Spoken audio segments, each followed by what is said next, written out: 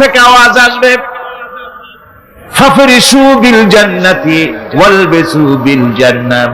ও আমার ফেরেশতারা, আমার এই বান্দাকে জান্নাতের পোশাক পরাইয়া দাও আর কবরটাকে জান্নাতের বিছানা বিছাইয়া দাও। জান্নাতের পোশাক পরাইয়া দাও, জান্নাতের বিছানা বিছাইয়া দাও। ইলা মাদ্দা বাসারিহি, তার চোখের দৃষ্টি যত দূর যায় কবরটা ততটা প্রশস্ত করে দাও। এরপর বেহেশতের পোশাক পরাইয়া বেহেশতের বিছানা বিছায়া ফেরেশতা বলবে, নম কানাউমুল উরুস, ঘুমিয়ে যাও। দুলামিয়া যেমন বাসর সজ্জায় নতুন বউ নিয়ে আরামে ঘুমায়, এরকম আরামে ঘুমায় যাও। ইলা ইয়াউমিল কিয়ামা, কিয়ামত পর্যন্ত ঘুমায় আরামে ঘুমিয়ে থাকবে। এরপরে সিংহায় ফুৎকার হবে, সিংহার ফুৎকারের আওয়াজে তার ঘুম ভেঙে যাবে।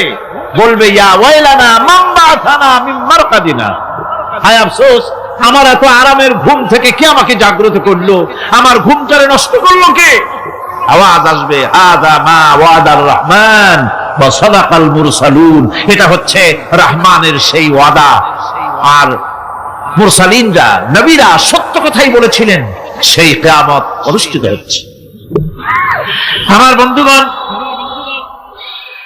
সেজন্য এই দুনিয়ার মোহে পড়ে থাকলে পরে দুনিয়ায় যারা অগ্রাধিকার দিবে দুনিয়াকে পরকালের তুলনায়, জবাব দিতে পারবে না কবরের ভিতরে গিয়া। আর যারা পরকালকে অগ্রাধিকার দিবে, দুনিয়ার চাইতে পরকালকে বেশি অগ্রাধিকার দেবে, আর আল্লাহর ভয় কলিজার ভিতরে রাখবে, কবরের জবাব সঠিকভাবে দিতে পারবে, কিয়ামতের দিন আল্লাহ রাব্বুল আলামিন তাদের জন্য জান্নাত দান করবেন। জোরে বলেন আমিন। দুনিয়াটা হচ্ছে দুনিয়া যেখানে আমরা আছি। আমি আগেই বলেছি, দুনিয়া হচ্ছে আদনা শব্দ থেকে এর উৎপত্তি হয়েছে। তুচ্ছ, নিকৃষ্ট, এটার দাম নাই, এটার মূল্য নাই। হযরত ইবনে কাইয়্যিম রাহিমাহুল্লাহ, নওয়ারাল্লাহু মারকাদাহু ওয়া জাআলাল জান্নাতা মাথওয়াহু, হযরত ইবনে কাইয়্যিম তিনি বলছেন, সুন্দর করে বলছেন দুনিয়া সম্পর্কে, মা মাদা ফিদ দুনিয়া আহলামুন ওয়া মা বাকিয়া মিনহা আমানি ওয়াল ওয়াক্তু বাইনাহুমা দাইন। মা মাদা ফিদ দুনিয়া আহলামুন, জীবনের যে অংশ ফেলে এসেছি সেটা আজ একটা স্বপ্ন। ওয়া মা বাকিয়া মিনহা আমানি, আর জীবনের যে অংশ সামনে বাকি আছে সেটা এখন একটা আকাঙ্ক্ষা। ওয়াল ওয়াক্তু বাইনাহুমা দাইউন, আর এর মাঝখান থেকে সময় সব চলে যাচ্ছে। কত বড় কথা চিন্তা করেছেন? জীবনের যে অংশ ফেলে এসেছি তা আজকে স্বপ্ন, তা কি বলেন? স্বপ্ন। আর সামনে যা আছে সেটা আকাঙ্ক্ষা, আর মাঝখান থেকে সময় সব চলে যাচ্ছে। এরপরে তিনি বলছেন, وَمَنْ يَسْحَبِ الدُّنْيَا يَكُنْ مِثْلَ قَابِضٍ عَلَى الْمَاءِ خَالَتْهُ فُرُوجُ الْأَصَابِعِ। দুনিয়াদারের অবস্থা হচ্ছে এই, কেউ যদি দুই হাতে পানি খামসায় ধরে, দুই হাতে কি ধরছে বলে? দুই হাতে পানি খামসায় ধরেছে, খুব মজবুত করে ধরেছে, দুই মুঠ পানি। বলেন থাকবে কতটুকু? কতটুকু থাকবে? এক ফোঁটাও থাকবে না, কারণ তার আঙ্গুলের ফাঁক তার সাথে খেয়ানত করবে, আঙ্গুলের ফাঁক দিয়া পানিগুলি সব বেরিয়ে চলে যাবে। সুতরাং দুনিয়া যারা চায় তারা ঠিক পানি খামসায় ধরলে পানি যেমন হাতের ভেতর থেকে খেয়ানত করে চলে যায়, যারা দুনিয়া চায় দুনিয়াও তাদেরকে এভাবে ফাঁকি দিয়ে চলে যায়। তবুও দুনিয়ার মায়া মানুষের এত বেশি।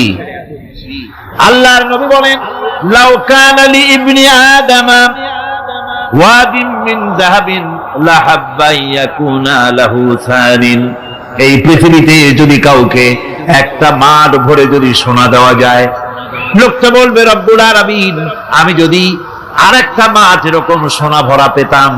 দ্বিতীয় আরেকটা মাঠ দেওয়া হলে আবার বলবে, যদি তৃতীয় আরেকটা মাঠ সোনা ভরে যদি পেতাম। নবীজি বলেন, ওয়ালা ইয়ামলাউ জাওফু ইবনু আদামা ইল্লা তুরাব, মানুষের পেট 3.5 হাত মাটি ছাড়া, কবরের মাটি ছাড়া মানুষের পেট ভরবে না। আরো চাই, আরো চাই, চাওয়ার কোনো শেষ নাই। মানুষ এভাবে করে দুনিয়ার মহব্বতে এমনি পাগল হয়ে যায়, শুধু দুনিয়ার মহব্বত, পরকালকে বেমালুম ভুলে যায়। আমি কিন্তু এই কথা বুঝাতে চাই নাই যে পরকালের মহব্বতে, পরকালের ভয়তে বা পরকালের জন্য দুনিয়া আপনি বাজার ঘাট, বেচা কিনা, ব্যবসা বাণিজ্য সবকিছু ভুলে যান, না তা নয়। ভুল বোঝার কোনো কারণ নাই। পরকালকে অগ্রাধিকার দিতে হবে, মানে দুনিয়াটা চিরস্থায়ী জায়গা নয়। চিরস্থায়ী হচ্ছে কোনটা? আখিরাত। চিল্লা এখন কোনটা? সুতরাং এখানে যা করতে হবে, আখিরাতে জবাবদিহিমূলক জীবন যাপন করতে হবে। আপনি ব্যবসা করবেন, ওজনে কম দিতে পারবেন না। আপনি খাদ্যে ভেজাল দিতে পারবেন না, চুরি করতে পারবেন না, ডাকাতি করতে পারবেন না, জেনা করতে পারবেন না, বদমাশি করতে পারবেন না, মদ খেতে পারবেন না, সন্ত্রাসী হতে পারবেন না, হাইজ্যাকার হতে পারবেন না, চাঁদাবাজ হতে পারবেন না, মুনাফাখোর হতে পারবেন না, আপনি চোরা কারবারি হতে পারবেন না, ঘুষখোর হতে পারবেন না, সুদখোর হতে পারবেন না। এই সব কাজ পরকালকে বিশ্বাস করলেই এ সমস্ত কাজ থেকে মানুষ বিরত থাকতে পারে। কথা ঠিক কিনা? এটাই হচ্ছে। সুতরাং এই পৃথিবী থাকবে না, এটা কি চিরকাল থাকবে? না, এর একটা পরিসমাপ্তি ঘটবে। যেমন করে সারা বছর লেখাপড়া করার পর কলেজে, বিশ্ববিদ্যালয়, মাদ্রাসায়, হাই স্কুলে, সব জায়গায় সারা বছর লেখাপড়া করার পর যেমন পরীক্ষা দেওয়ার একটা দিন আসে, সারা বছর ব্যবসা করার পর হিসাব নিকাশ করার যেমন একটা সময় আসে, সারা মাস চাকরি করার পর বেতন পাওয়ার যেমন একটা দিন আসে, সারা জীবন চাকরি করার পর পেনশন পাওয়ার যেমন একটা সময় আসে, অনুরূপ ভাবে এই দুনিয়া যেদিন শেষ হয়ে যাবে, আল্লাহ নির্ধারিত সময় শেষ হয়ে যাওয়ার পর একটা সময় আসবে যখন আল্লাহ রব্বুল আলামিন সব শেষ করে দিবেন, লন্ডভন্ড হয়ে যাবে, কিছুই থাকবে না। কোরআনে কারিমে আল্লাহ সব বলেছেন, কোরআনে সব আল্লাহ বলে দিয়েছেন। আল্লাহ পাক বলেন এই পৃথিবীর সব কেমন ভাবে ধ্বংস হবে তার চিত্র আল্লাহ পাক কোরআনে কারিমে তুলে ধরেছেন। ইযাস সামাউ ফাতারাত ওয়া ইযাল কাওয়াকিবু তাসারাত ওয়া ইযাল বিহারু ফুজ্জিরাত ওয়া ইযাল কুবুরু বু'সিরাত। যখন আকাশসমূহ দীর্ঘ বিদীর্ণ হয়ে যাবে, তারকাগুলি বিক্ষিপ্ত হয়ে ছিটকে পড়বে, আর সমুদ্রগুলি উচ্ছ্বসিত হয়ে পড়বে, কবরগুলি সব তার ভেতরে যা আছে উদ্গীরণ করে দেবে, তারকাগুলি স্থিমিত হয়ে যাবে। এরপরে সমস্ত আকাশগুলি কিতাবের পৃষ্ঠার মতো একটার পরে একটা ঠাস ঠাস করে পড়তে থাকবে, চূর্ণ বিচূর্ণ হয়ে ভেঙে চুরে একাকার হয়ে যাবে। পাহাড়গুলিকে উড়িয়ে দেওয়া হবে, চন্দ্র এবং সূর্য একাকার হয়ে যাবে। আল্লাহ রাব্বুল আলামিন বলেন ফাইদা বারিকাল বাসার ওয়া খাসাফাল কমার ওয়া জুমিআশ শামসু ওয়াল কমার। চক্ষু যখন বিস্ফারিত হয়ে যাবে, চাঁদ যখন তার আলো হারিয়ে ফেলবে, সূর্য যখন তার আলো হারিয়ে ফেলবে, চাঁদ আর সূর্য সব একাকার হয়ে যাবে, সেই সময়ের অবস্থাটা কি চিন্তা করো। মানুষ হয়রান হয়ে দৌড়াদৌড়ি করবে। ওয়াহুমিলাতিল আরদু ওয়াল জিবালু ফাদুক্কাতা দাক্কাতান ওয়াহিদা।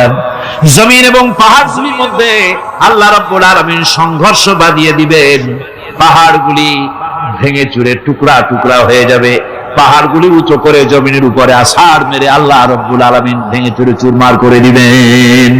সুবহানাল্লাহ। ওয়াতাকুনুল জিবালু কালইনিল মানফুস। পাহাড়গুলো পেঁজা ধোনা তুলার মতো করে উড়িয়ে দেওয়া হবে, পাহাড় উড়ে যাবে। সুবহানাল্লাহ। পাহাড় পাথরের তৈরি করা পাহাড়, এই পাহাড়গুলি তুলার মতো হয়ে উড়বে কিভাবে? আমি এই দৃশ্য নিজের চোখে কিছুটা হলেও দেখছি। আজ থেকে 10 দিন আগে আমি ইতালি সফর করে এসেছি।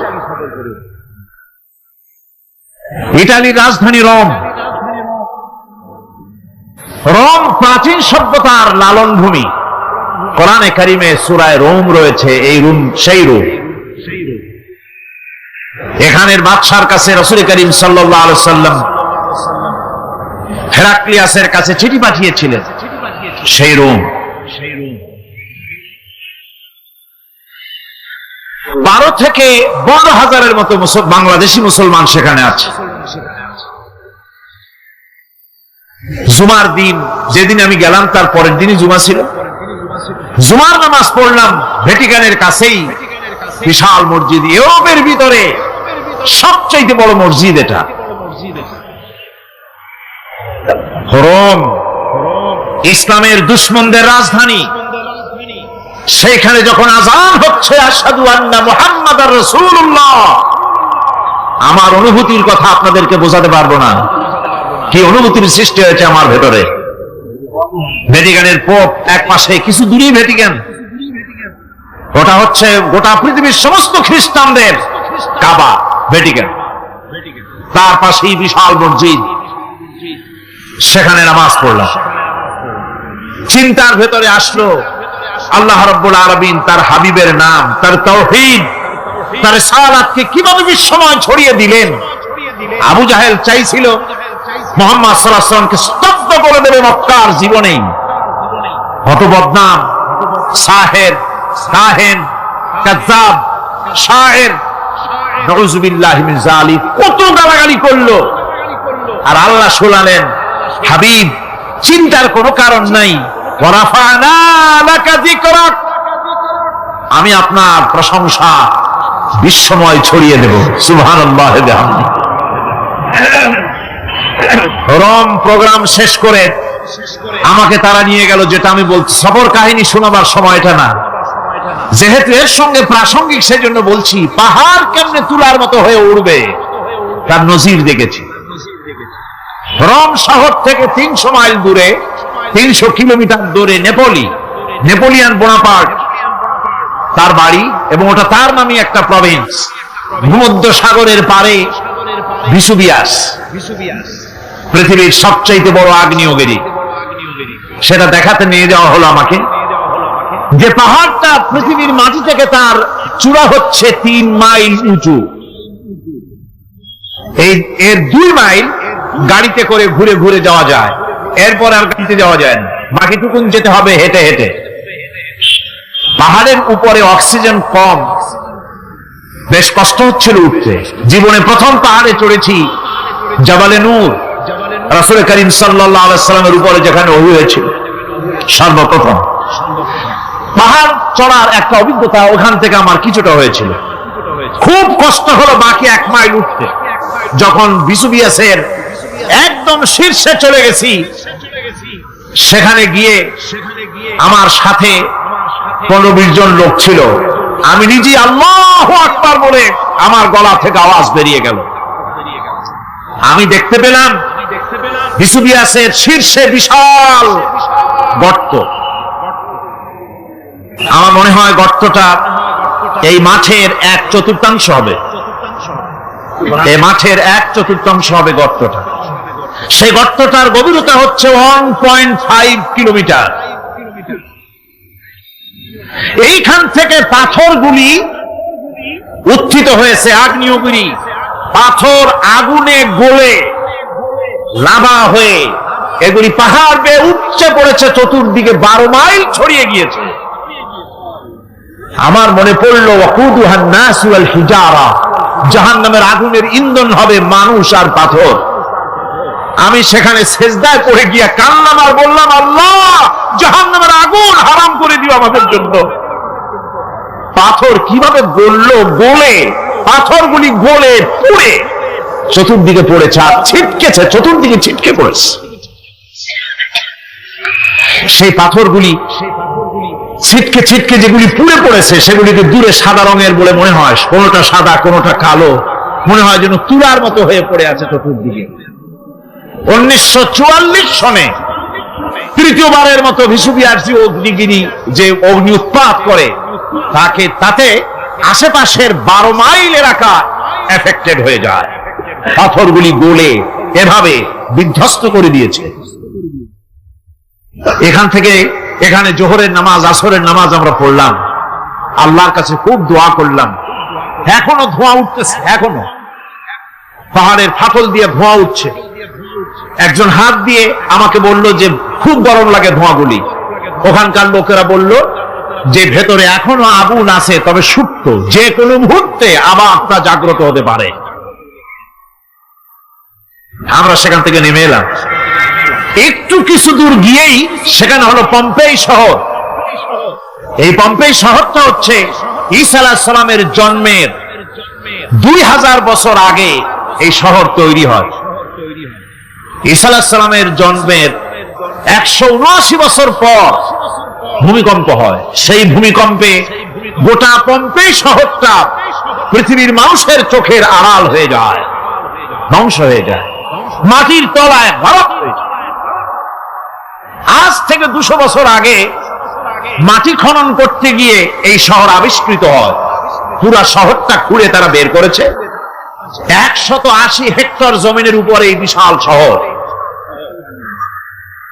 ঘুরে ঘুরে দেখলাম গাড়ি চলে না সেখানে, পায়ে হেঁটে দেখতে হল। প্রশস্ত রাস্তা।